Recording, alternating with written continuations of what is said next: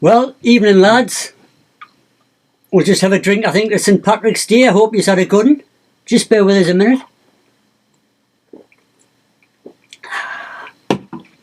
Right, we'll get on to brass tacks. We'll kick off with what happened today. We'll just quickly run through for a few minutes and see how everybody got on. The first race, the Ballymore Novice Hurdle, I'd taken Bob Ollinger in that race. I'd gotten 4-1 for it a little while ago.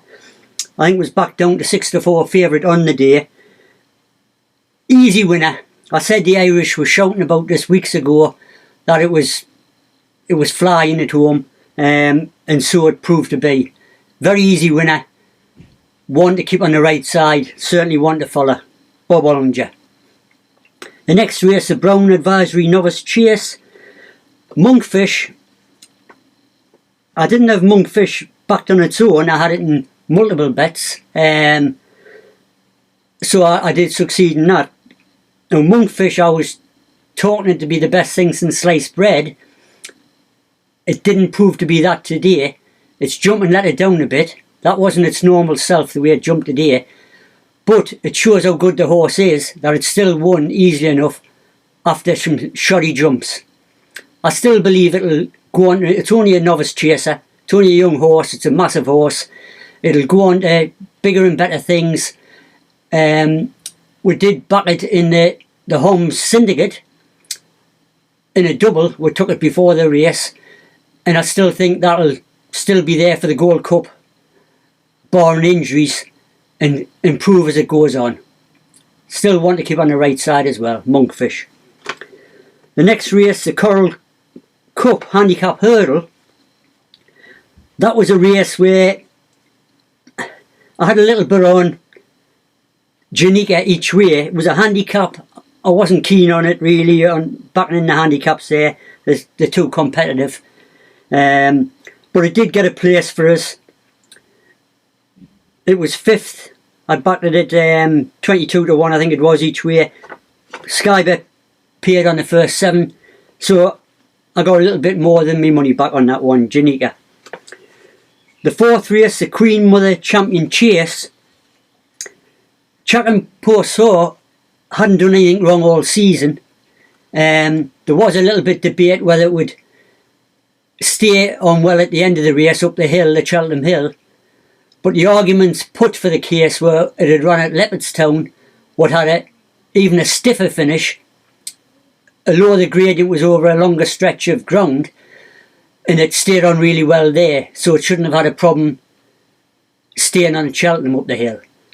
But I think that proved the case.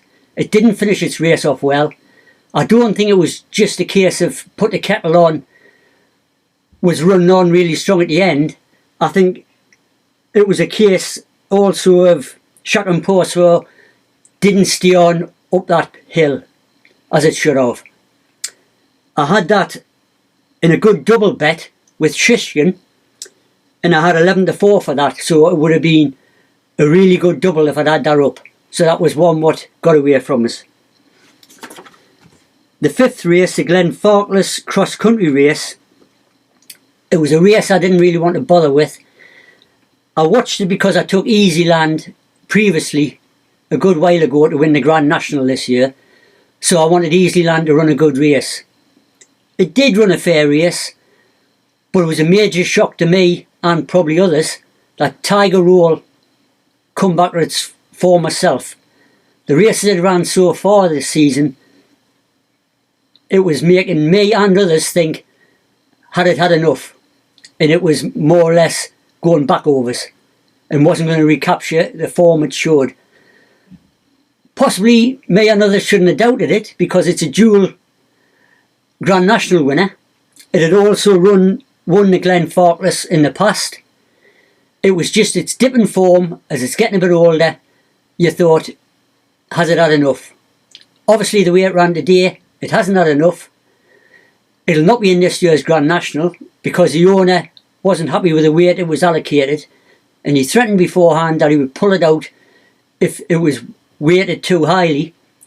The handicapper assessed it on merit in the way he should assess it, he didn't take into consideration its age. He probably took into consideration its previous form, and he allocated it a high weight. The owner stuck to his word and he pulled the horse out. And I think it'll run probably in the Irish Grand National or something like that. But it'll not be in this year's English Grand National. The sixth race, the Grand Annual, I think I said previously last night that I had no fancy in a race, and it was a race I was happy to let go by. The last race, I can't remember if I put it on last night or not, to say that Sir Gerhard, I did mention it was me strong fancy, but I possibly didn't say it was me nap of the meeting. So I sent a separate message to say Sir Gerhard was me nap. I'd backed that at 11-4 previously. It won, I think it was returned, I don't know, 15-8, 2-1, somewhere around there. But it beat the odds-on shot, Kilcruit, who I did state that I thought its form looked better than it was on its previous run when it romped in, and it looked like nothing would be able to touch it. But there was some doubt whether that form, because of the pace in the race and because of what happened in the race and some of the horses didn't perform in the race, whether that form was really as good as what it seemed. So I hope some of you's got on that nap, Sir Gerhard. So that runs through what happened today. I did have a really successful day, but if Cheltenham Postie had won, I would have had a brilliant day rather than a really successful day. But I'll not be greedy. In fact, I'll drink to that success I've had today, and I hope the lads had a bit of success as well. Right, on to tomorrow's racing. We'll start off tomorrow. The going will be good to soft. The first race, the Ballymore Novice Hurdle. Envoy Allen, Irish horse. It's another one. I don't think it's been beaten. And it's just progressed. It's won at Cheltenham and hurdles and chases. It hasn't done anything wrong. And there's no reason to think that it should do anything wrong tomorrow. I can't really see it getting beat. I wouldn't say it's a certainty, but it's a very strong fancy. I have backed it. I have got a bit on at 5-4 on. I think it's trading at about 13-8 on a minute. But it should take all the beating. I've got a little bit of a saver in the race on Chantry House, which I thought might run into place. I backed each way at 33-1 a good while ago. I think it's about 7-8-1 now. And I think that's the one, if somebody wanted to back a one for a place, I think they'll get a run for the money. It'll like the going, the faster ground. And Sky Bet's offering second, third and fourth. And I think with the favourite being so short, you'll get a run for your money back in Chantry House each way. The second race, the Pertemps Hurdle, is another handicap. Now this race is a bit of a strange race in that to qualify for the final, you've got to be previously placed in one of the previous races on the run up to this final. They do have trials throughout the season, and you've got to be in the first, I think it's about the first 5 or 6.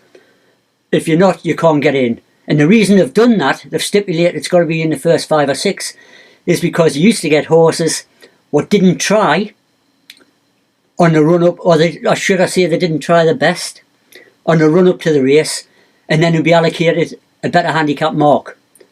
To try and offset that, what they've tried to do is say, well, we've seen what's happened in the past, so we'll stipulate the horses have got to run in the first 5 places. So a shrewd trainer who says, well, the horse isn't going to run its best in the trials, but it's going to run its best in the final, it's a bit harder for them to try and pull this off now. Putting all that to one side, I've backed one of Nicky Henderson's Champagne Platinum, a little bit each way. It's not a race I'll put much on either. It's another handicap. It's about 6-1.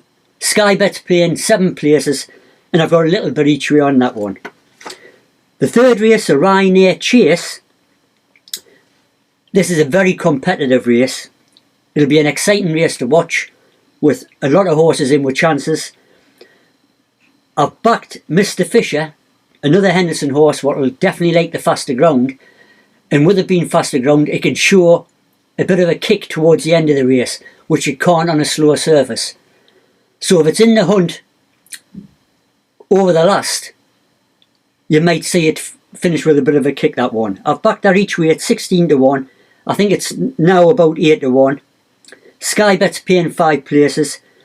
So I've actually took, that's my main bet, but I've also took a couple of other horses each way. St Calvados, which I think will run a fair race, and Real Steel. Real Steel's a bit of an odd horse in that it was with Elliott in Ireland.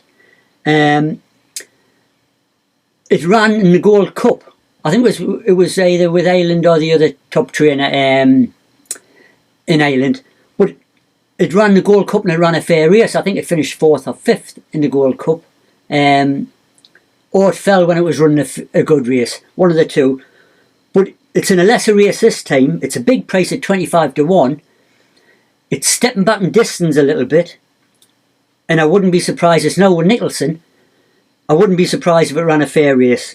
So that's a race where any of them three could be backed each way. Mr. Fisher's my main bet, but the other two I think's got fair chances as well. It's a wide open race, but it'll be a good race to watch. The fourth race, the Stayers Hurdle, over 3 mile, long distance staying race. I backed Paisley Park, which I previously backed. I backed it last year and it was disappointing. Afterwards they said the horse wasn't right. It had a fibrillating heartbeat. It's come back to form in its last run. I took this previously at 6 to 1 when it run a bad race. Its odds have shortened. I think it's trading about as low as 2 to 1 now. And it'll take all the beating. Paisley Park. Again, I've backed a couple each way in the race because it's a competitive race, and I think I can afford to, with having 6 to 1 for Paisley Park, I can afford to back a couple of horses what will run good races. Fury rode an Irish horse. I've backed each way at 16 to 1. I think it's about 6 or 7s now. Storyteller, which has been running over the fences, but can also operate over the hurdles well. At 20 to 1 I've got a little bit each way on that. It's trading about 8 to 1 now. So this race and the race before the Ryanair, I've backed 3 in both the races. And this would be a race where I'll probably have a little bit on a tri-cast, crossing these horses. Just for shillings, very little. But it would still be alright if you got the first 3 in the right order. So do that in this race and I'll do that in the Ryanair Chase, the race before. The 5th race, the Paddy Power Handicap Chase. Now what's fascinating about this race is, there's a horse in this race, an Irish horse trained by Emmett Mullins, the Shunter, which can operate over both hurdles and chases. And it's a very consistent horse. Emmett Mullins is a very shrewd trainer.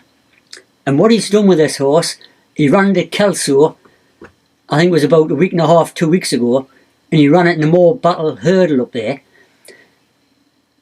I backed it for that race, and I also backed it to win this race, because what's happened there is he's put it in that Moor Battle Hurdle, but there was a bonus on that race, which was a massive bonus. Any horse what could win that race and go on to win any race at Cheltenham would get a £100,000 bonus.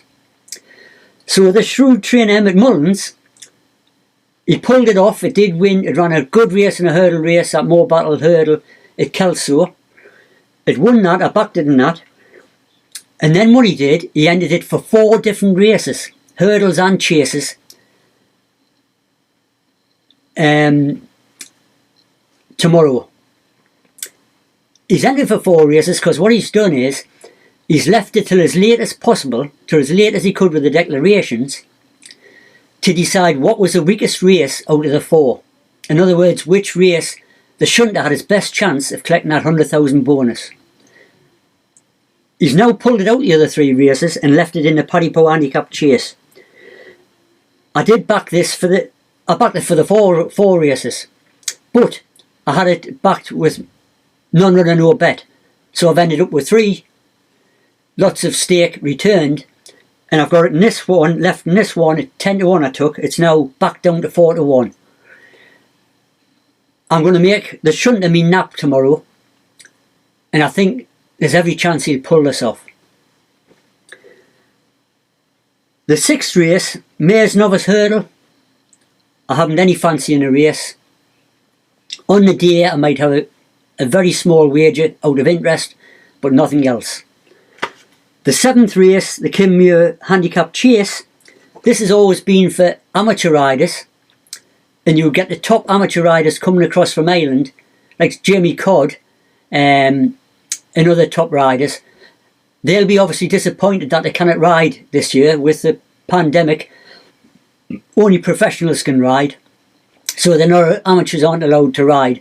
Although this was a race, the Kinmure Handicap Chase was for amateur riders only. So now the horses will be ridden by professional riders. It's another race where I don't have no fancy for the race. I'd rather put more money on the ones I do fancy, and the races I don't, I might have a couple of pound on the day out of interest, or I might leave them all together. So I think I've covered everything there from what happened yesterday and what I hope will happen tomorrow. I hope you all had a successful day today. I know by some of the texts I've received, you have, others haven't. I haven't heard much from Diddy today. I hope all's well with Diddy. And I haven't heard much from another good friend, John Fasackley, this week. So I hope all's well with John Fasackley as well. So all I can do before I go, wish you again a happy St. Patrick's Day, and may the Irish luck be with you tomorrow. Good night.